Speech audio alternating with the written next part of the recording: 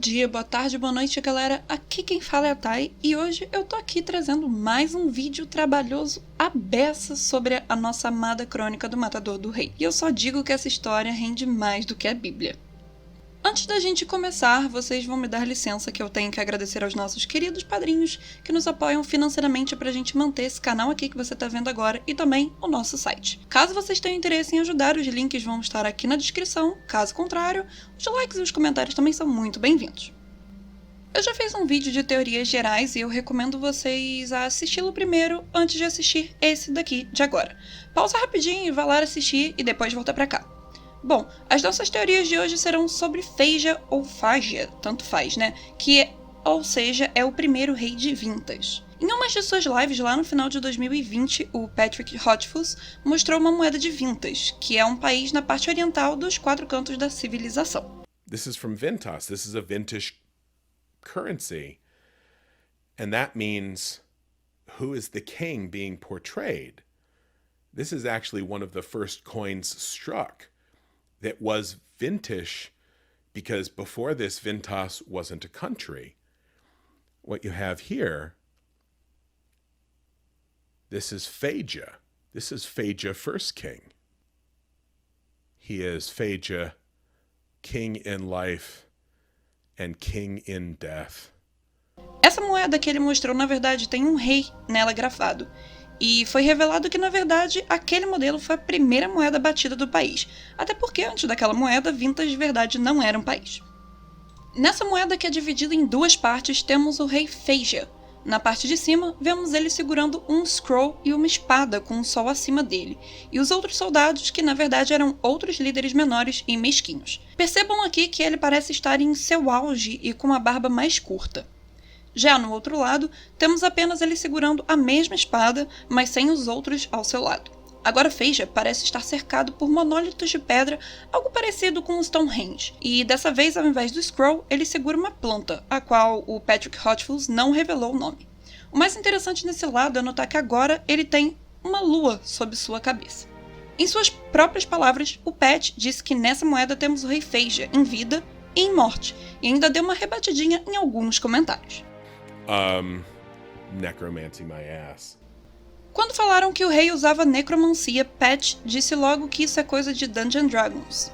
E Feija é atualmente um rei morto, enterrado de maneira adequada, e um homem com uma vontade de construir uma nação, o que de fato ele fez. E o papo ainda fica mais interessante quando ele diz isso aqui. Eu vou trazer o trecho traduzido para que todos entendam. Um homem como aquele simplesmente não morre se ele não quiser. Não é nada como Skyrim, como um zumbi com um nome diferente. Necromancia é a minha bunda. Ele volta como Feija, o rei feiticeiro, o primeiro rei, o que está lá, sempre observando as terras. Somente por sua vontade, Feija continua a zelar por Vintas, o rei na vida e na morte. E a primeira moeda. Foi ele quem lançou, então é como se... Ou, eu estou aqui, ou eu sempre serei rei, e eu não posso viver para sempre. Mas você nunca vai se livrar de mim. Calma, eu sei que vocês devem estar todos surtando nesse momento, mas ainda tem mais. Depois o Pat disse que vamos conhecer mais do rei Feija no livro 3, Portas de Pedra, se é que algum dia ele vai ser lançado, né? Bom, brincadeiras à parte, ele deu uma declaração de quase 20 minutos respondendo às perguntas dos fãs sobre o terceiro livro, e deu, claro, novidades. Eu vou deixar esse vídeo linkado aqui no card. Bom, voltando às declarações, depois que o Pat falou sobre o Feija, apareceu um queridinho nos comentários falando sobre o possível spoiler que ele recebeu, e ele apenas rebateu com uma frase. I mean, Phaedra's already come up in the books. And as have Barrow... I mean, it quote literally says, have you not read them? I have stolen princesses back from sleeping Barrow kings. Right? Ele já apareceu nos livros. Quer dizer, o Kvolf literalmente diz, eu roubei princesas de reis adormecidos em seus sepulcros. Vale lembrar que no primeiro livro, no final do capítulo 7, é quando Kvolf faz essa revelação. E depois, no segundo livro, no Temor do Sábio, no capítulo 2, ocorre aquela tentativa de impedir Aeron de se alistar. Para quem não está se recordando, o Aeron é aquele camponês que entra na taverna do Kvolf enquanto ele está contando sua história para o cronista. Nosso protagonista então diz ao jovem: posso contar histórias que ninguém nunca ouviu antes. Histórias que ninguém nunca mais ouvirá. Histórias sobre Feluriana, como aprendi a lutar com Aidan e a verdade sobre a princesa Ariel. E o Pat não parou por aí. Ele ainda deu outra declaração muito importante ao final da live. Ele revelou que essa frase a seguir foi tirada diretamente do livro. I am Phaegia, clan uniter, foe slayer. Those before me bravely fled or bravely stood and bravely bled. Na tradução literal fica: Eu sou Phaegia, o que une os clãs, o assassino de Fey. Aqueles antes de mim bravamente fugiram ou bravamente se opuseram e bravamente sangraram. A live basicamente terminou com um surto coletivo nos comentários e com uma explosão de teorias na cabeça. Cabeças pegando fogo e com tudo que tem direito. Como eu sei que não é todo mundo que assiste essas lives ou entende inglês, então vamos continuar o nosso raciocínio juntos, ok? Para quem não sabe, os Fae são as criaturas não humanas, comumente chamadas de fada, embora considerem isso pejorativo. É curioso notar que o próprio Bast afirma que não existem essas coisas como demônios. Ele falou: existem apenas a minha espécie, o que implica que o que a maioria das pessoas comuns acredita serem demônios é na verdade algum tipo de criatura férica maliciosa. Mas como os Faes aqui não são um destaque nesse vídeo, depois eu farei um exclusivo explicando mais a fundo sobre o reino de Faen. Vamos voltar ao tópico principal agora. E é isso que nos leva à pergunta: quem poderia ser essa princesa Ariel? Muitas pessoas gostam de falar que poderia ser a Auri. Afinal, existem passagens que ela age como uma princesa e o próprio Kvolf fala isso. Ela serviu tão solenemente que você pensaria que ela estava tomando chá com um rei. Ou, segurando a xícara de chá, ela aperta a alça delicadamente. Ela se senta ereta, com as costas retas. Ela tem uma graça que é perceptível. Eu acho que são evidências de que ela é uma princesa por enquanto. Mas isso pra mim ainda é muito vago. Por quê? Porque há inconsistências. Pois o Kvolf conheceu a Auri antes mesmo de ir até essa princesa Ariel.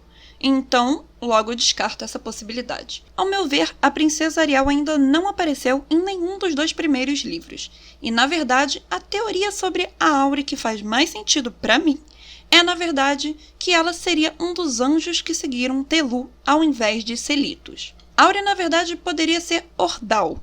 Observem só essa descrição. Ordal, a mais jovem de todas, que nunca vira nada morrer, se postou bravamente diante de Aleth, com seu cabelo dourado brilhando como fitas. Ordal, na verdade, era um dos Rutch, que são um grupo de pessoas anteriores aos atuais residentes de Temerant. Ordal é, na verdade, um dos 8 Rutch que seguiram Telu para se tornarem anjos. Bom, eu acho que só com isso a gente tem mais pontos evidentes aqui, né? A juventude, a inocência, os cabelos e sem contar que a Auri se esconde da lua. Ok, Tai, mas o que isso significa? Que a Auri provavelmente está se escondendo de algo Fae, já que é quando os mundos estão mais próximos, como disse a própria Feluriana para o Kvolf enquanto ela estava tecendo a capa mágica dele, a Shaed. Vale lembrar que o início do primeiro livro, O Nome do Vento, é dito que os anjos supostamente tomaram algo de Kvolf, algo que ele queria, e que ele teve que matar por isso. E quem sabe os anjos não tenham levado de volta um dos seus que estavam se escondendo entre os deles. E como se isso já não bastasse, no início de março, agora de 2021, o Pat fez uma outra live onde abriu uma sessão de perguntas e respostas sobre o livro, a qual ele disse que 1/3 das coisas que ele revela ali são mentiras. E quando questionado sobre como ele faz quando ele tem que matar personagens queridos dos seus livros, ele respondeu: So, at least 1/3 of the answers that I give will be lies. Or how do you do it when you have to kill lovely characters in your books? Well, I mean, the hardest one was Sim.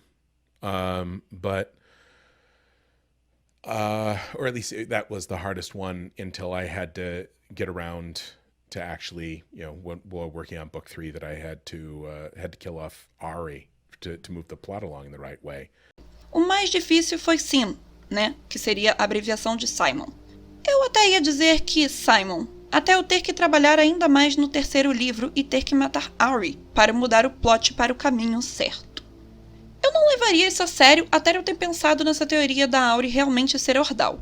e o Patch ter revelado que era para mudar o plot para a direção certa.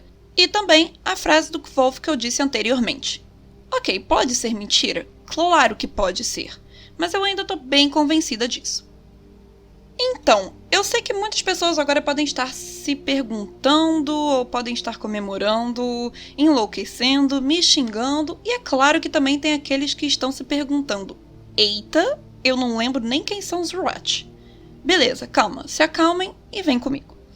Os Root são ex-habitantes do Império de Ergin, ou Ergin, que foram deixados para trás após a Grande Guerra da Criação. Na verdade, nenhuma descrição física é oferecida sobre os Root, embora se suponha que eles sejam uma forma humanoide, o que fortalece ainda mais a teoria sobre a Auri.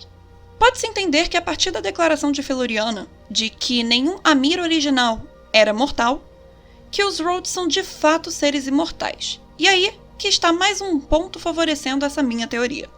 Sem contar que isso explicaria o porquê da Auri ter sempre a mesma aparência. Sobre habilidades, se houver, ainda é algo totalmente desconhecido. Por fim, antes de entrarmos na história contada pelo próprio Scarpe, Selitos os descreve como puros de coração, mas pouco ainda dito sobre a sua verdadeira natureza. Discutindo aqui brevemente a segunda história de Scarpe, os Root são seres presentes quando Aleph, que seria a espécie de divindade mor da história e o suposto criador de Temerant, retorna a esse local após o fim da Grande Guerra da Criação. Dá a entender que sua intenção era recrutar Selitos como líder do grupo, que mais tarde é conhecido como Os Anjos, uma espécie de força kármica que policia o mundo julgando os feitos de seus habitantes. Vale ressaltar que a descrição física de Aleph não é fornecida na crônica. No entanto, o próprio Aleph é caracterizado por Selitos como um dos indivíduos que ele considera um rival no quesito de poder. Lá no início do livro, quando Kvolf começa a história de sua vida, ele se refere a Aleph como criador do mundo.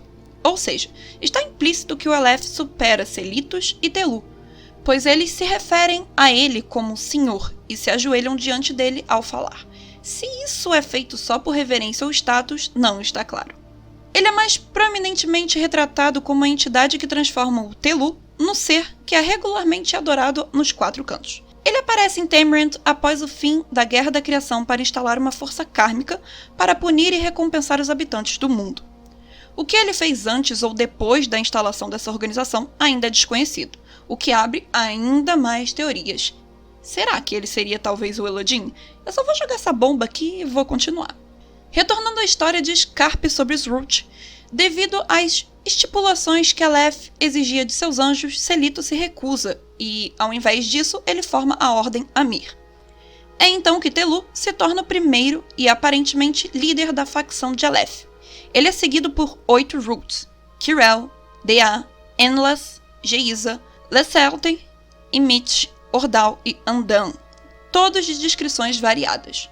Um segundo grupo de Root se junta a Selitos, pois eles não conseguem esquecer a traição de Lunry e o seu Chandrian, ou Chandriano. Estes então se tornam os Amir original, que são notados por Feluriana em O Temor do Sábio como não sendo mortais. No entanto, um terceiro e maior grupo de Root não se junta a nenhuma dessas organizações. O que acontece com eles ainda é absolutamente desconhecido, já que a história termina abruptamente com a interrupção dos sacerdotes de Telin, que consideram a história uma blasfêmia e prendem Scarpe por heresia. Especula-se que os Root que não seguiram Telu e nem Selitos são os primeiros Edema-Hur. Mas atenção, há pouco para apoiar essa ideia além da semelhança linguística em seus nomes. Outros fãs acreditam que podem ter sido os fundadores de Aiden, enquanto outros ainda acreditam que os Root restantes se separaram e formaram o Edema-Hur e o Aiden separadamente. O mais importante notar é que a teoria da fundação do Aiden faz muito sentido, já que Eti, ou Eti, revelou uma informação sobre a criação das escolas. Os Ademri foram conduzidos à sua localização atual por algo desastroso. Provavelmente foi a destruição provocada por Lunry, que é o nosso digníssimo Aliax. Sem contar que se esse terceiro grupo de Root ter se ramificado em dois como Aiden e os Edema-Hur, explicaria de certa forma a ojeriza que os Aiden têm com os músicos em geral, porque eles se separaram há muito tempo, pois o povo que veio a ser intitulado como Edema não gostava de criar raízes. O fun fact é que em hebraico Road significa vento ou espírito. Arcanistas, e por hoje é só. E aí, vocês gostaram? Já quero ver todo mundo deixando o like e os comentários aí embaixo porque deu trabalho e foi necessário muita pesquisa. Quem sabe se a receptividade de vocês for boa, eu prometo que no próximo vídeo sobre Kingkiller eu trarei mais sobre a história do Lanry e da Lyra. Não esqueçam, é claro, de acessar o nosso site www.omegascopio.com.br para mais novidades. E é isso, galera. Até a próxima e valeu!